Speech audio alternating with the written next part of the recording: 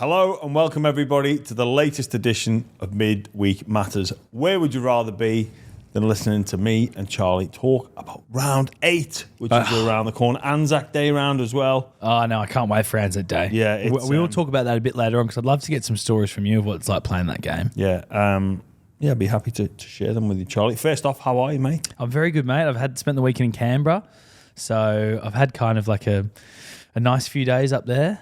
Went up there for like a mate's birthday, and now here I am with you.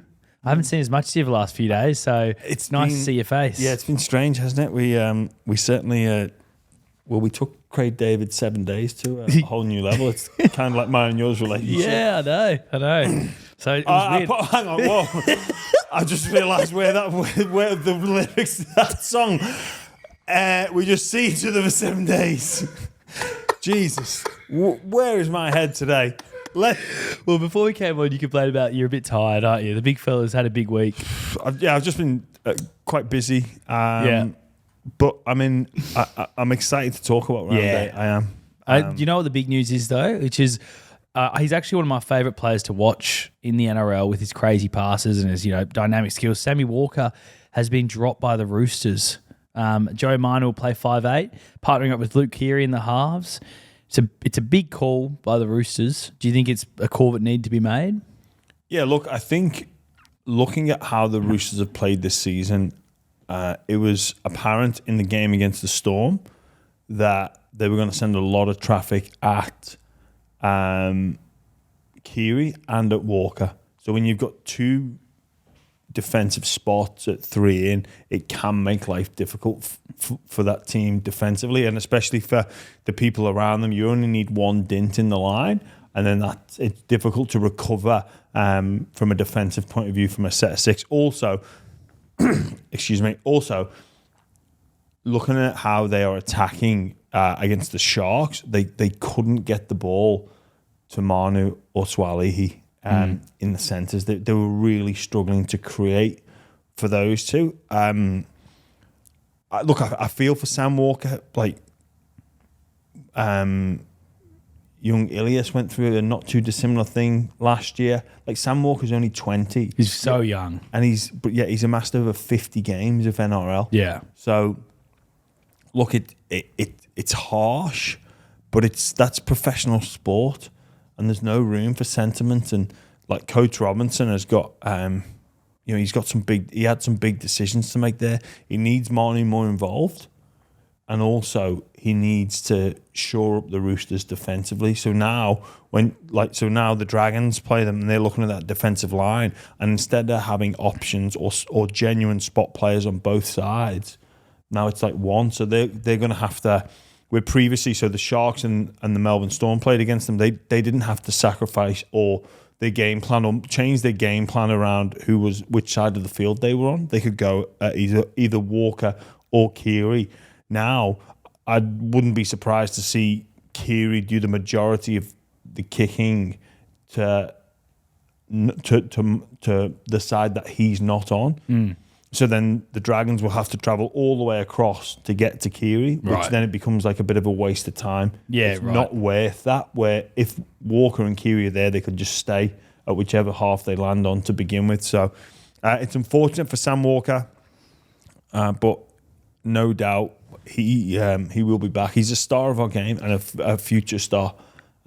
He'll be back. And sometimes as a young player, like we say, he's 20 years of age, for goodness sake. Like, he'll go away from this and learn, and it's just part of the pathway in a young athlete's career. Do you think this could be the start of Joey Manu's transition to maybe becoming a 5'8"? Because obviously Luke Keary's only contracted for a couple more years at the Roosters.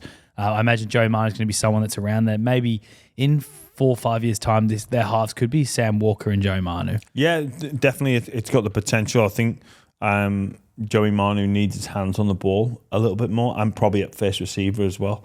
That just gives him that opportunity to play immediately what's in front of him and not wait out wide. I may have probably thought that the Roosters may have given him a bit more of a free rein to come away from that, that traditional left centre, right centre, and roam around the middle of the field, and just when there's an opportunity there, just to take it. But I think there's two reasons behind the change. One, it's defensively to shore up the Roosters, and second of all, to get the ball in Joey Marnie's hands way more frequently than what it's been doing the past couple of games. Do you think the issue with the Roosters to start the season? Obviously, everyone had them as one of the title contenders. They obviously, the roster they've got, they still are one of the title contenders. But do you think that one of the issues they have is they've sort of got too many cooks in the kitchen? There's you've got a lot of different voices in there. Who's running the show there? There's maybe a few too many of those sort of alpha type players. Yeah, look, I would have said that, Charlie, but I think you notice when Tedesco's not there for them. So I think he runs that ship. They listen to him.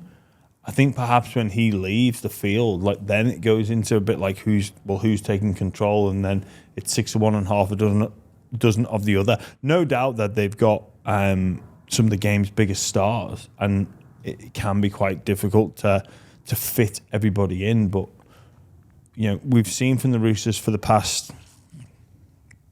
couple of seasons that they don't go and win premierships in May. That they wait to get everything clicking into gear. I think it's a luxury that they are afforded, and Trent Robinson knows what he's doing, and there's certainly no need to panic just yet. Yeah, they've got a lot of class there and a lot of superstars, but if they all get it right and work together, it's a frightening proposition, and I still think they'd be favourites in a lot of people's eyes. Just quickly then, their crosstown rivals, the Bunnies, are having a crack potentially at Jack Wighton. It's an interesting one, that, isn't it? So Jack Wighton, personally, after hearing his interview the other day, where he sort of refers to Canberra as, it'll always have a place in my heart, and even some of the things around potentially the rep call giving him A, greater value on the open market, and then B, him looking to want to win a premiership, and all the thoughts are consuming him a little bit at the moment. I think that tends to suggest he's going to be on the move. Or that's where it sort of that's for me reading between the lines. The first question about South Sydney though and Jack Wighton is, where would he play? Well, Cody Walker, we checked this before coming on. Cody Walker is contracted until 2025. So by 2025, he'll be 35, I think, Cody Walker. And Jack Wighton's 30 now. Yeah.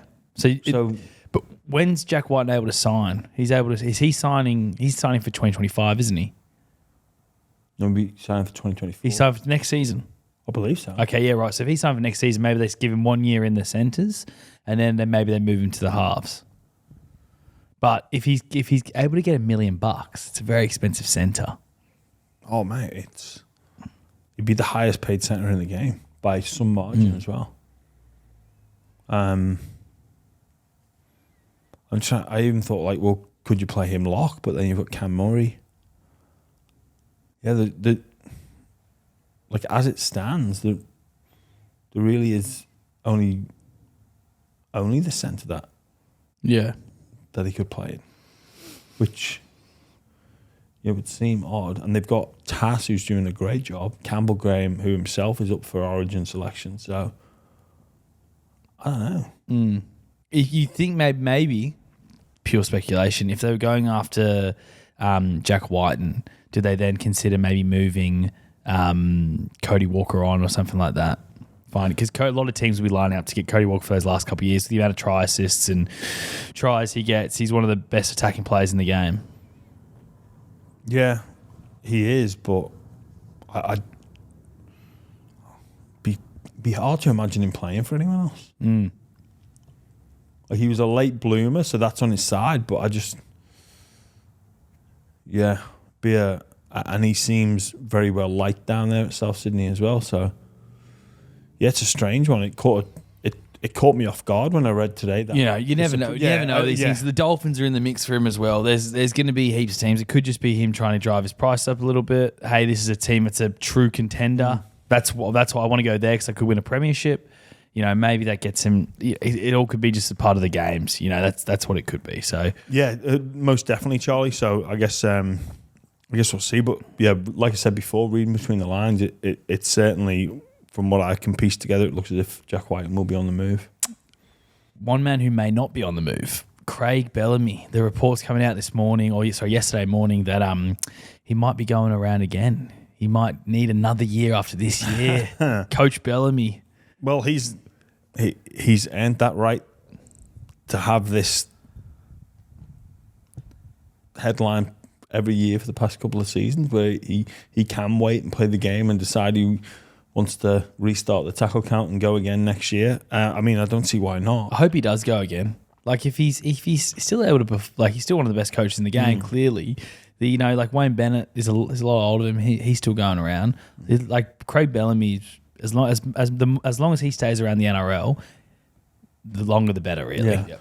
Yeah. Well, Craig Bellamy's earned that right to have the 1 year extension time and time again, and just because of what he's done in the game. And you even think back to this year, some people doubting whether Melbourne Storm could again compete for honours, and even then they went up to the Gold Coast and the Titans beat them. They were undermanned, but some people then were like, oh yeah, we've got them, and then they turn on a couple of big performances, and then they're circling around the top four as per usual. So whatever he's doing down there, it's working. It's phenomenal, the fact that he is able to repeat success but then change who he is with the times as well. I think listening to people talk about him is that how he's adapted to the change of generation and competition.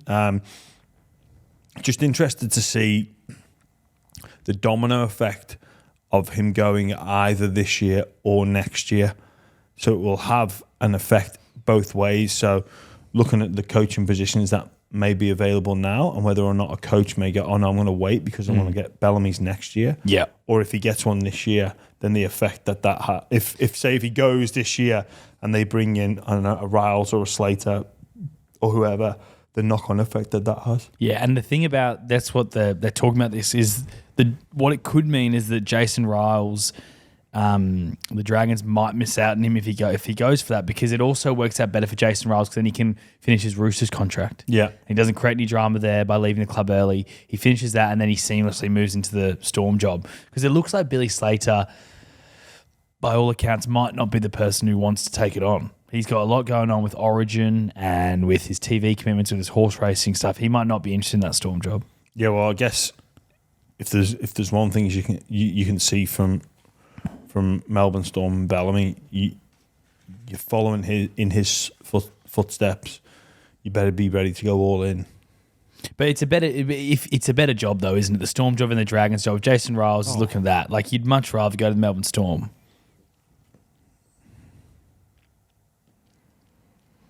On the surface of it, Charlie, yeah, but then you look at where do Melbourne go after Craig Bellamy? Well, they keep going onwards and upwards if they've got Harry Grant and Cam Munster and Ryan Pappenhausen and Jerome Hughes and young players coming through like Jonah Pezzett, and they've got a decent forward pack. They're going to keep going up the next couple of years. You would think could perpetuate whoever goes in next. It's more when Munster leaves. Well, they would have said the same when Cameron Smith left. Later, so very true. I don't know. It's going to be very difficult to perpetuate that and replicate and maintain the standards. But maybe perhaps he looks at a club like the Dragons and goes, well, the only way is up. Yeah. And maybe for something like Melbourne, you don't want to be the immediate successor. You want to be after. Yeah, but imagine then you don't take it, and then the guy comes in and it's another 20-year reign at Melbourne, and then that job doesn't come up very often, and it's a much better job. You live with the regret then, don't you? Mm. But it's interesting because it is going to have a real effect on the coaching market availability. Yeah, which is going to affect people's or boards' recruitment of the coaching staff's strategy and who's at play, who's available this year. So either way, it's going to affect it. It's going to have a domino effect either way, either this year or next year, and perhaps both. Yep. We're going to take a quick break from the show to talk about our new partner, AG1. Now, I love AG1. I've been taking them for about 6 months now. I've noticed multiple health benefits. My gut feels better. My focus is more clear. My intensity in my workouts has gone up as well. And this is all thanks to AG1. It's the one-stop solution for all your supplement needs. I love starting my day with a refreshing glass of AG1. So simple. 1 scoop in the glass, some cold water, give it a stir, or if you want to go fancy and get the shake, do that as well. But it's so easy. It takes out the guesswork with your supplement requirements. If you miss it in the morning, take it at night. I never miss a day with AG1, and I am reaping the rewards from it. And the best thing about it is it tastes great too. And you can really start to feel the benefits. Have it as a simple part of your routine, and you'll see the benefits too. So if you're looking to make positive change with your health outcomes, check out AG1. You will not be disappointed. There's 75 high-quality ingredients. Take care of all your nutritious needs every single day. It's a small habit that you start and gets big results. If a comprehensive solution is what you need from your supplement routine, then Athletic Greens is giving you a free 1-year supply of vitamin D and 5 free travel packs with your first purchase. So to check out this exclusive buy round listeners deal, head to athleticgreens.com/buy round. That's athleticgreens.com/buy round. Your only place to get the free 1-year supply of vitamin D from Athletic Greens plus 5 free travel packs. Make sure you check it out or click in the show notes where we'll have that link for you as well. Please don't delay and get your Athletic Greens today. Well, let's talk about the round then. Let's talk about this weekend of footy. The Bunnies are taking on the Panthers tonight, and there's a lot of mouthwatering games, but this one's right up there. The Panthers, they sort of controlled the Bunnies last time in the opening, in this round 2, I think it was. Yep. The Bunnies sort of came back late and made a bit of a contest, but it's a mouthwatering clash. Yeah, it is. Well, last time they played, it was all down to that last play, and there's no love lost between these two teams. They played a lot of big games over the past couple of seasons. A grand final was at 2021. So look, these teams are always going to be there or thereabouts. Penrith, off the back of a last gasp victory against the Knights, Coach clearly not happy. After we thought we were seeing the Penrith side of the last couple of years, they got away with that one up at Newcastle, and I'm backing them to get the victory over the Rabbitohs, and they'll be back to the Penrith that we've come accustomed to the past couple of seasons. Still no James Fisher-Harris for them though, and no Liam Martin as well. He looks like he's tweaked his hamstring again, so yeah, that leans towards the Bunnies. You're going to go Bunnies? I don't know. I think the Bunnies will have a crack, but the Panthers normally a bit too strong for them. But I think the Panthers will win that one. All right. Then Friday night, Jimmy, there's only one game on Friday, so sadly no 6 o'clock game. The Eels are taking on the Broncos up in Darwin, and it's going to be a hot, steamy contest. I wouldn't want to be playing footy up there, that's for sure. No. It's I think these two teams have gone up there quite a lot, or the Eels sort of take it a game every year. And every time you watch it on the TV, you think it's raining, but it's not. Was that the game where I think Brad Arthur drank like 1,000 waters? Yes, that was it. Yes. So if he's having to drink that much water, imagine how the players are feeling. Oh, yeah. Look, it's great that we go to areas like this, but yeah, geez, it can get quite warm there. Where are the Eels at now, do you think? I think they're just going okay. Because no one's really spoken about that win against the Doggies too much. No. But they... Well, and, you know, there's plenty of reasons why that result happened, but... it's... I think in terms of the Eels, it's still on the fence. Like, well, the jury's still out. It's what they're going to do when... come September, if they can get themselves in a position to play finals. Obviously, last year's grand finalists, really, difficult draw, probably the most difficult draw, playing plenty of teams off the back of a bye to begin the season. So look, the jury's still out on the Eels, but even thinking back to the Broncos last week, I thought they got away with that, you know. they lost against Canberra at home, and I wasn't. Yeah, they scored some like magnificent tries, but a couple of them were runaway ones. The Tino, Fa'asu, Malawi, Simbin, like that all contributed to it. So I don't know, like.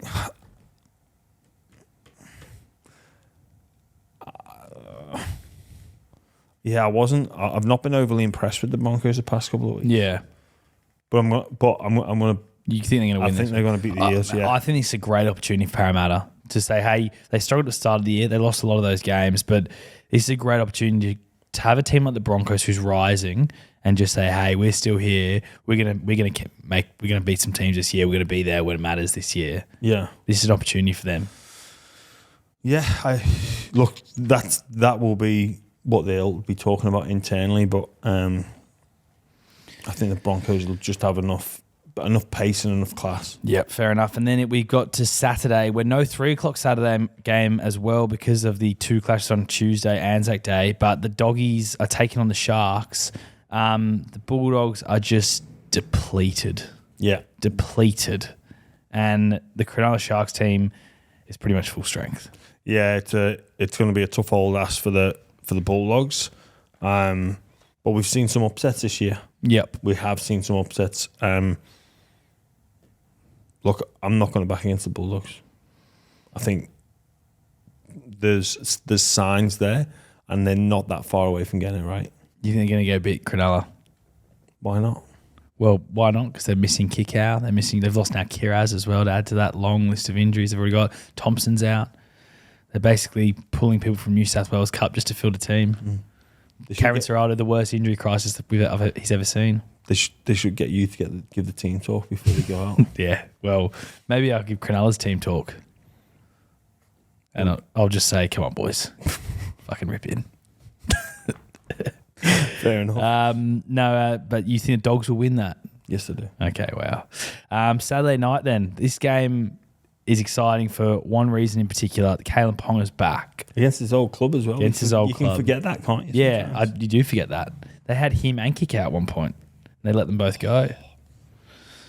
And they had Brandon Smith there, I think, in that little same sort of era. They did.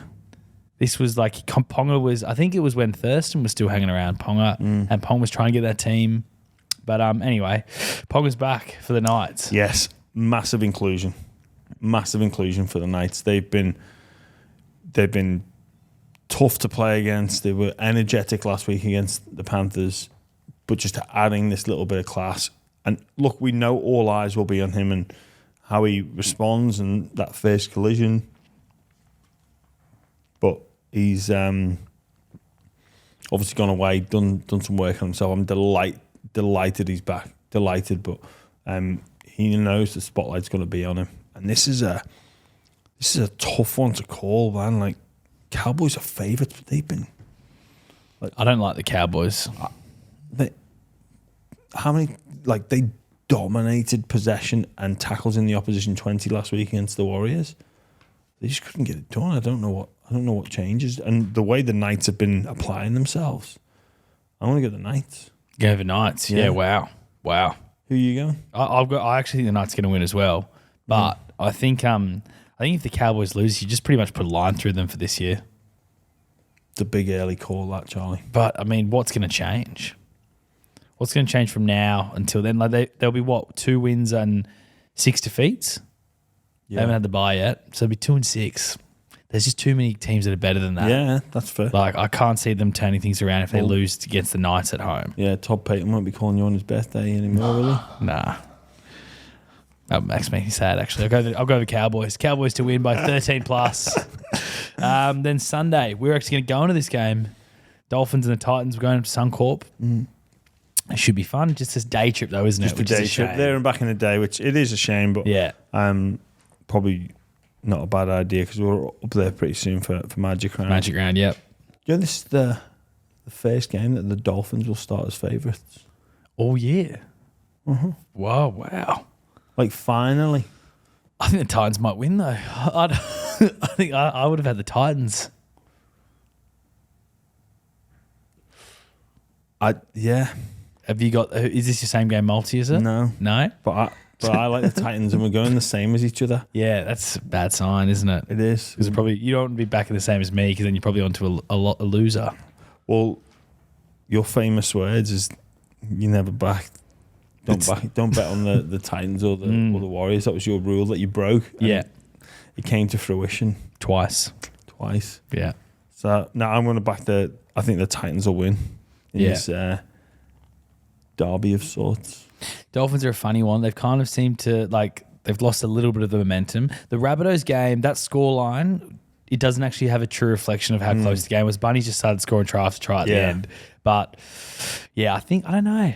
Maybe at Suncorp, Dolphins will fire up. They'll probably get a good crowd, but we'll see. Anyway, the Sunday 4 o'clock game, I actually have a funny feeling about this. Tigers are taking on the Manly Sea Eagles, and the Tigers are coming off the bye. So, hang on. You say your funny feeling because I'm backing Manly no matter what. My funny feeling is the Tigers are going to win.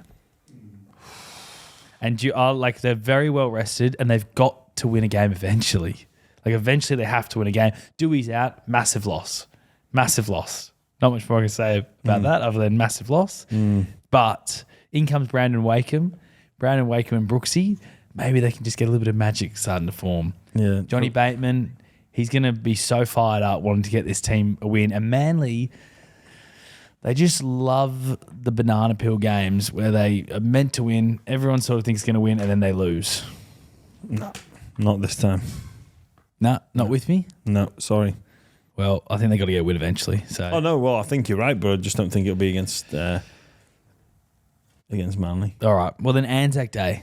Roosters against Tuesday. the Dragons. How good's this? Tuesday, 4 o'clock kickoff. Game you would have played in. How many times you played in that game? I played in 2 Anzac Day games. 2 Anzac clashes? Yeah, it was very special. How special? Yeah, why are they special, mate? You just realise that it's more than a game, and it's a great... just a show of appreciation for the people that were prepared to pay the ultimate price, and for those that did. We get to play rugby league and live our lives in a relatively free society and do all the wonderful things that we can do, whether it's host a podcast and talk about the football and chat to people about their experiences, but or you take a photograph of your breakfast or whatever it may be. In today's society, complain about the government, complain about the game, talk about sport. If it wasn't for these people that were willing to sacrifice it all, you can't have guarantees that we'd live in this free society today. And those people continue to make those sacrifices. So it's just I love what Australia do, that the country not comes to a standstill, but just pays their respects to the servicemen and women that do something that I don't think I could do. Was this a game that you would circle on the calendar? Those 2 times that you played it, was it the Roosters Dragons? Does the club make a big deal about this clash? Yeah, you go back through history, and it's more than a game. It really is. I've said this before, that when you walk out on that field on Anzac Day, and you've got the ceremonious aspect. This is the cheesy line that I use, but it speaks to the soul, Charlie, in a language that we don't understand. There's something different about it, and you know that when you get out there and you see some of the people that have come back from war, and you know it means something to them. And I think I was asked the question about whether or not Anzac Day has gone too far and it's too commercialised, but I think what it says is just how integral and how important sport is in society today, in modern society within Australia, that the sports people go out there and play, and fans get together to watch, and there's a sporting game going on, but it's something much bigger than that. It's so much bigger than that, and that the fact that everybody comes together and pays their respects, it's a fantastic thing to be a small part of. Absolutely. And in that game, we obviously spoke a lot about the Roosters and their reshuffle, but I'm guessing you are going the Roosters? Yes, I am in that game, and that's my same game multi as well. Funnily enough, that's going to be my same game multi as well, the Roosters Dragons. Oh. So we've doubled up again. Unintentionally. Last week we did the same game. Intentionally, maybe. But this week we've done it unintentionally. Ah, right. Okay. Well, who have you got then? I've got Roosters minus 12.5. Okay. Roosters to win both halves. Okay. And James Tedesco anytime try scorer. Okay. Do you know what that's paying yet? 4.14. 4.14. Okay. Well, I've got the Roosters 13 plus, so sort of the exact same thing as Roosters minus 12.5. Just buttered it. My toast. It actually is the same. exact same I tried thing, to put them both in on the set. Like, hey, the Ladbrokes app. It's too smart for people like me thinking that's the same bet. Same bet. And Yeah. I'll put them both in. Nah, they're a lot smarter than that. Ish don't think so. No. And then I've got James Tedesco to score a try as well. Yeah. So, but then I've got Joey Manu to score a try. Oh. So 9.21. So we're kind of rooting for the same things. This could be a week where we both get up together. Yeah. And we can celebrate it. Celebrate good times. Come on. Yeah. Yeah. All right. Storm v the Warriors. The final game of the round. It's the Anzac Day clash, but it's not really by the NRL kind of all focuses on the Roosters Dragons game as the main game, but this is a great contest because it means so much. With the Anzacs, we often just think about Australia, but New Zealand play a huge part in that, and for the Warriors to be taken on the Storm, it will mean a lot for them. Yeah, and this game has become, a permanent fixture on the calendar. Yeah. So these two teams play against each other. Yep. Every single Anzac Day now as well, and I think it's fantastic. It isn't just about Australia; it's about New Zealand as well. And you know what? I've been to some of those war memorials where they celebrate the fallen Anzacs, especially in France, and the list of names is unbelievable. Just name after name after name, and you can't imagine what these guys went through. So it's I think it's a great initiative by the NRL to include the Kiwis in a traditional celebration, and this is a big deal down in Melbourne. And there's been some big score lines over the past few years in this game, but I don't know. Warriors are a different team. They are a different team. I think this one will be really close. I think the Storm will just get it. They'll have just enough class, but the Warriors. Wow, what a story! What a season. Yep. Well, I think the Warriors might. I think the Storm will win that one. But that's probably it for us then, isn't it, Jimmy? Yeah, I think that just about wraps us up. And we'll be talking more about Anzac Day on a special edition on Monday. Obviously, jam and cheese. Yep. So looking forward to seeing how the cheese is going with that one. Yep. The latest shake-up and, get to preview that game a little bit with him. But some big guests coming up over the next few weeks as well. Some very big guests. Some very big on guests. The way. Looking forward to that immensely. But look, how good is the football? Honestly, Charlie, like, full of confidence with my picks. Sometimes just like throwing a dart. I reckon if I flipped a coin, I'd be better at tipping that way. Just flipping a coin. Although, I've got to be honest, I don't actually do tips.